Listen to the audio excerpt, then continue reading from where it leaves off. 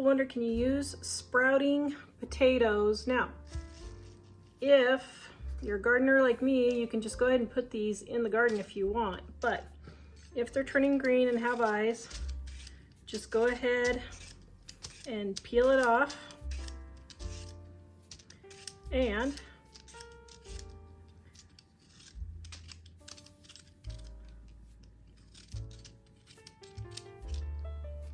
you can go ahead and use them. All right, got my new baking sheet. I'm trying to see if it'll warp.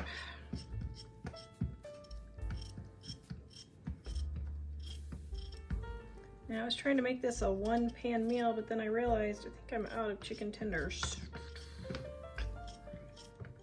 So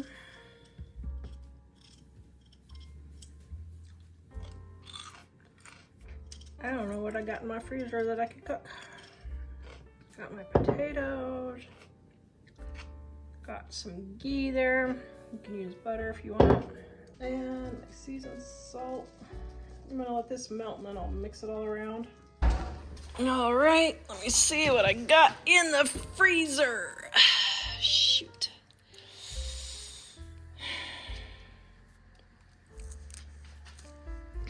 Oh, brother, I thought I had chicken tenders.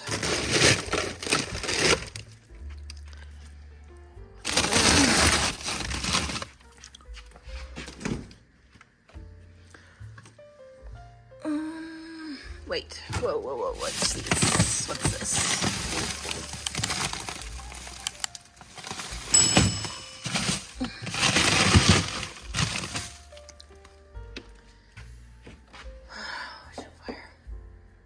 Okay, I guess I'll use the chicken breasts, and then after they defrost, cut them in half and then let them finish cooking.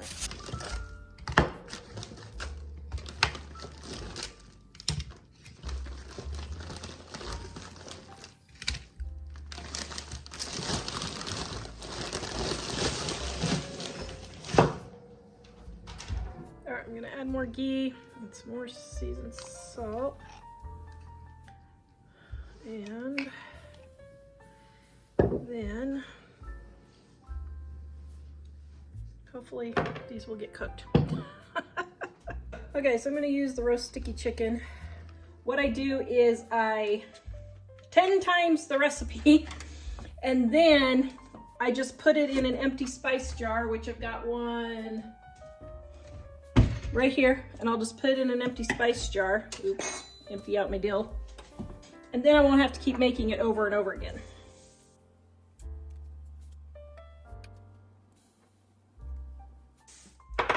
All right, there's my salt. Then we got our paprika. Then my cayenne pepper.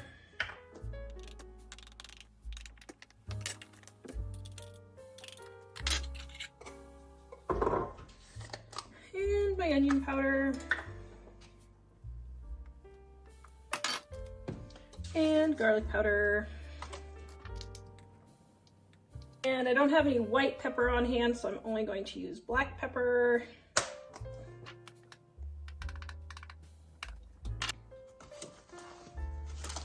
Then I just stir it up like this. Then I just pour it in my empty container and mark it.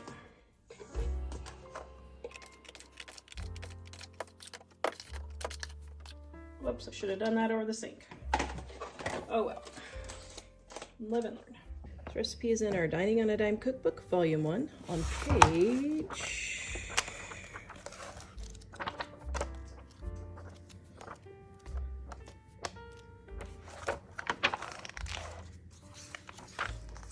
253. I don't know, just for something different. Okay, let all this defrost. We'll just see what happens. All right, it's been about 10 minutes. And just going to flip everything so it gets the butter underneath. Get the butter all around. And get the butter all around.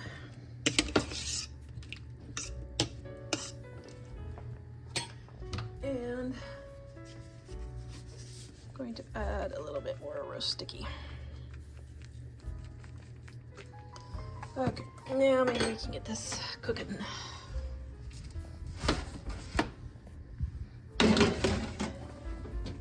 Right, so it has been an hour and a half.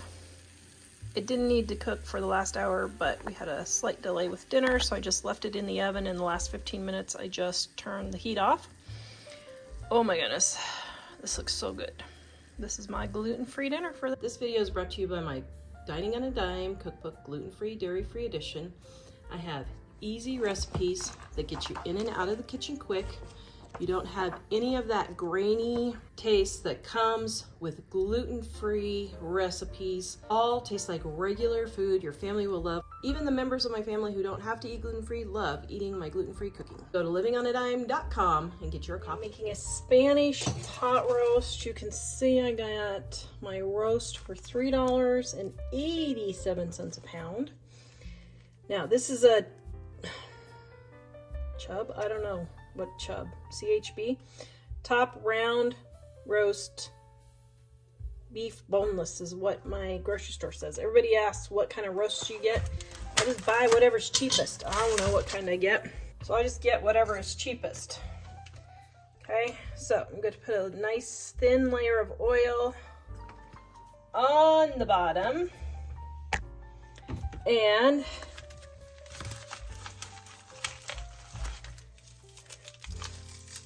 I am going to take my roast, and this one is 2 pounds, and just get a little bit of oil all over it.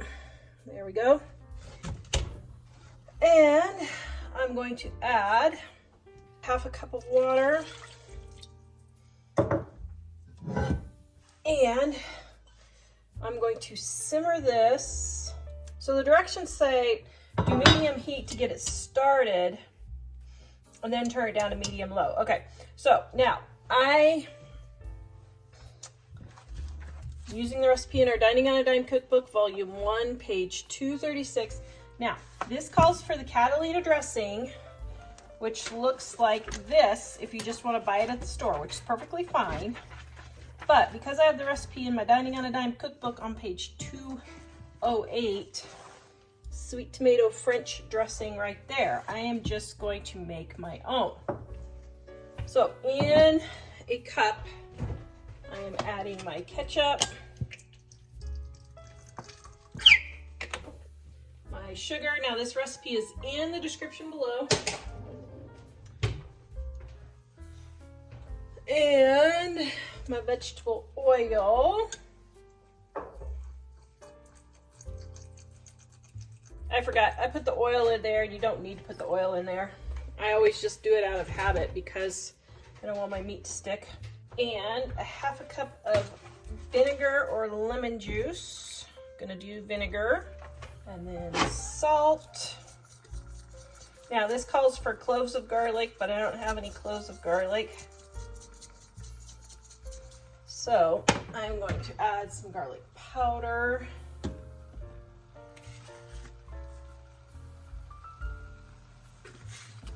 And onion powder. Now, I could have just used my seasoned salt, and honestly, I don't know why I didn't just do that, because I keep all 3 of those with a little bit of paprika always in here, and I'm just not in the cooking groove yet. Okay, this is 2 cups, and I need 1 cup, so I'm just going to mix it all up and then just save the other cup for dressing.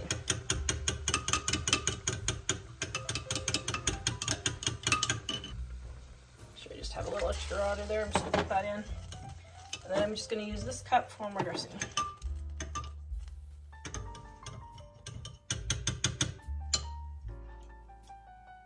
Oh, that is perfection. Yum. Okay.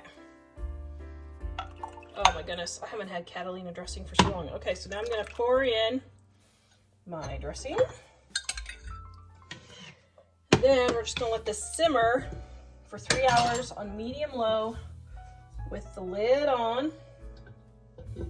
And then about an hour before serving, 45 minutes to an hour before you're serving, we'll add our potatoes and our onions. yum. Then we're gonna use this for salads or more roast later. Okay, now I'm gonna check my roast. It looks delicious. It smells really good, but since this was frozen, it's not quite ready yet. So what I'm gonna do is cut it into smaller pieces and put it down here in my juice. Ooh, yum. And then for the last hour, while I put in my potatoes and my carrots and my onions, I'm going to let that all cook in there. Okay, now I'm gonna get my potatoes and my carrots and my onions together, and I'll get those thrown in there. Okay, so I got my meat, and I got my potatoes. I'm putting my potatoes on the bottom because they are the thickest. Ooh, oh dear. Well, that stinks. Okay, so I guess, did not expect that.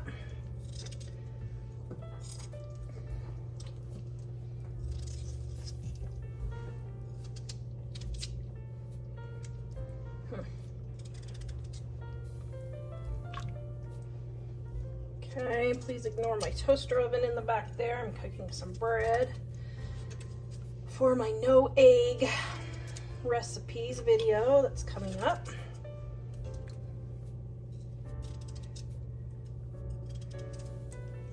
Okay, now I'm putting the potatoes on the bottom. Now this one must have gotten around a rock, but I'm not gonna worry about that. And my bread for tonight's dinner is done.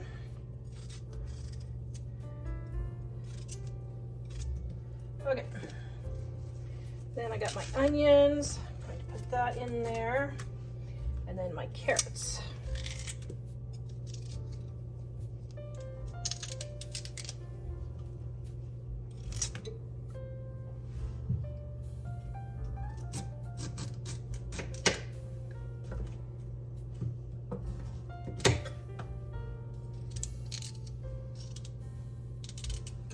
Okay, now I'm going to put this back on and just let it cook. We are ready to eat. Got a couple of pieces. Now my meat was completely frozen, so I probably could have gone another half hour or so, but that's all right. We got our carrots, our onions. Does it look delicious enough, looks dear? Amazing. Then our potatoes. Right there.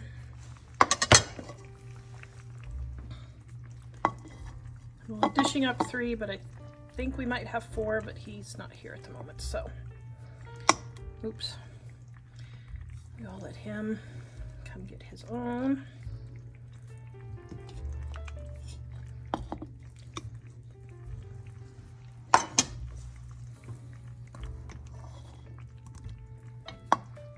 That beautiful gravy, didn't even have to make gravy.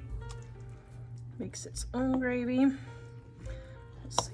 This looks really good. It smells pretty good too, doesn't it? Mm-hmm. I smelled it all the way downstairs. I smelled the roast. I smelled the roast. Okay, there is our gravy. Pour it all.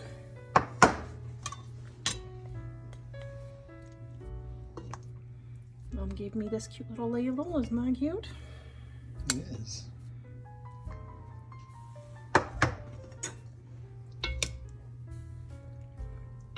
All right, and then we have, oops, there's a piece of onion that I didn't want. Then it looks like we have enough for at least 3, possibly 4 more meals. So this will be lunch, if one of the boys doesn't eat. One of the other boys. Okay. All right, this meatloaf recipe is called Extraordinary Meatloaf. I don't have Colby Jack cheese, so I'm going to be using up a mixture of cheeses just that I have left over that I need to get rid of. Well, not get rid of, but just what I have on hand. All right. And then my Worcestershire sauce. Did I pronounce it right? Comment and let me know if I pronounced it right. I'm sure I didn't. Okay. And instead of salt and pepper, I'm going to use my seasoned salt. The recipe is in the description below. I use this for pretty much all of my cooking.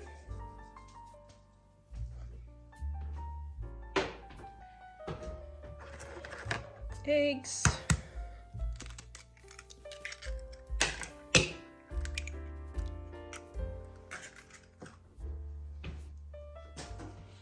And instead of breadcrumbs, I am using oatmeal because I refuse to buy something as simple as breadcrumbs, but I don't have any made up right now. So you can use a substitute of oatmeal and it works great.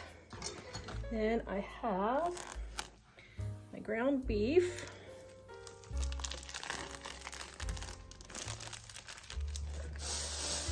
And my sausage.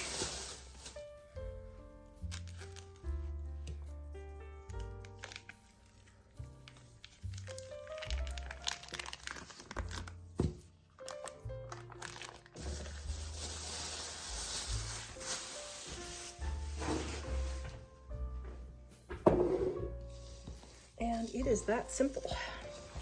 So we're going to mix this all together.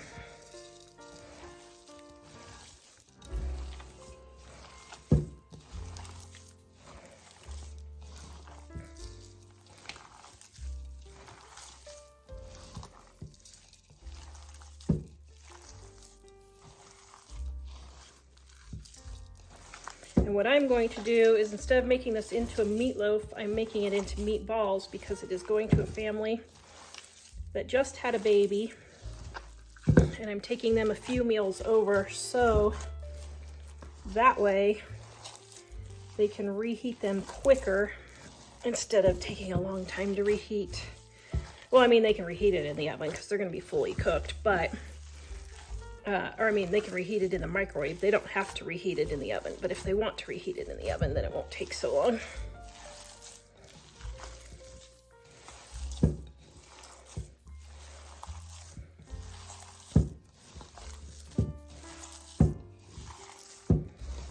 Now, if I was prepared, I would have had my pan done ahead of time, but of course I am Tara and I forgot. So I'm going to go do that. This recipe is in our Dining on a Dime Cookbook, Volume 2, on page 222, and on our website, livingonadime.com. You can also find the recipe below. And I've got my big roll of foil that box broke, so I'm trying to get it used up.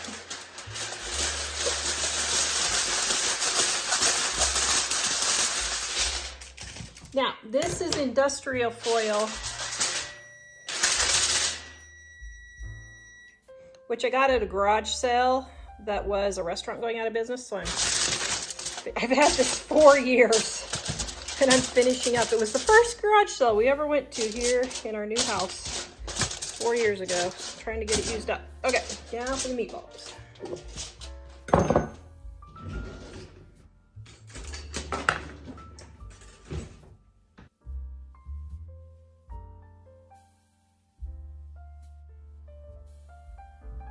All right, then in my mixing cup, I'm going to go ahead and make up my sauce, which is brown sugar,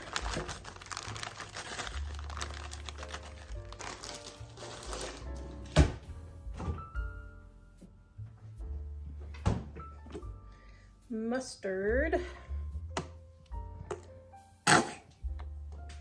and apple cider vinegar. Now this will spread over the meatloaf easier than the meatballs as far as going all over the top, and since there's more surface area for more meatballs, I'm only gonna do this on part of the meatballs. Yum. Ooh, that smells good.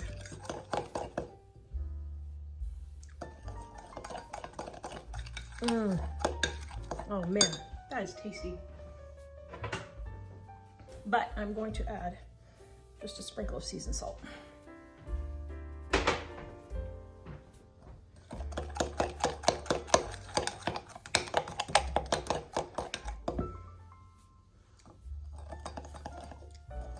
Much better. All right, 15 minutes before meatballs are done. Well, probably 10 minutes. I'm going to put this over the top. Okay, so my meatballs are just about done, about 5 or 10 more minutes. So I'm gonna put a little bit of this sauce on top. It's like, if you're wondering what it tastes like, it's like a sweet and sour sauce.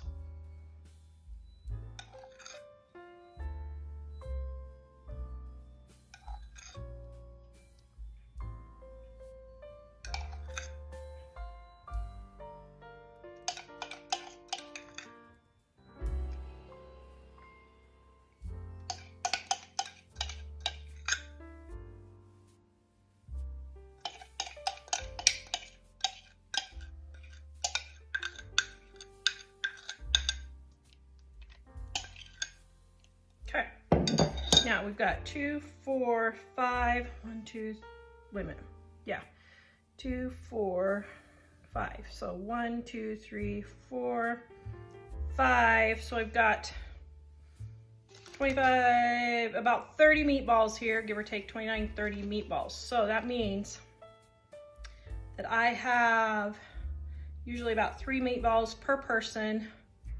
So 12, so I have about 2.5 dinners here for us. So that means 8, 9, 10 to 12 servings here, which makes it about $1.50 for the entire meal, including side dishes. All right, there is our meatballs. Yum. Yum, yum, yum.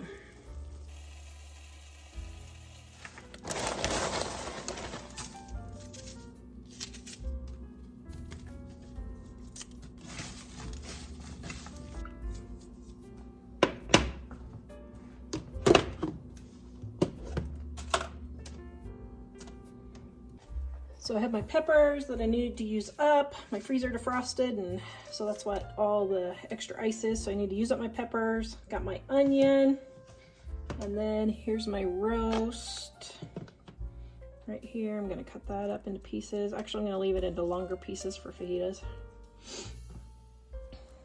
Let's break it apart, just like so. And put the rest of the juice just for the flavor.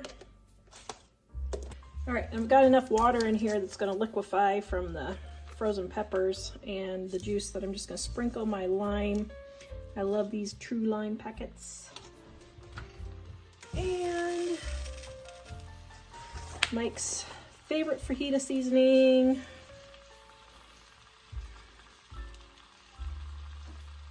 And I did some seasoned salt earlier,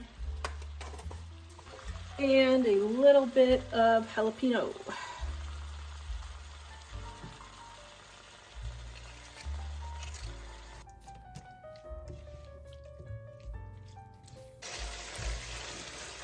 And I have my pan over here, warming my tortillas because my microwave is not working.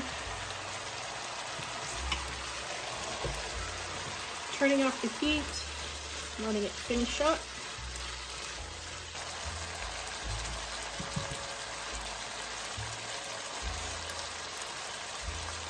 These recipes are on our website, livingonadime.com. Also in our Dining on a Dime cookbooks, which you can get 25% off right now.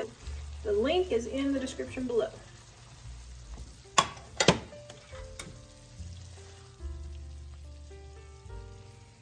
Okay, there's one. All right, guys, that is how, ooh, hot. That is how you get 3 meals from 1 2.5 pound roast. Right there. Okay, take your first bite. Using my handy dandy quick trip cup. I see. Take a bite so you can tell everybody how wonderfully delicious it is.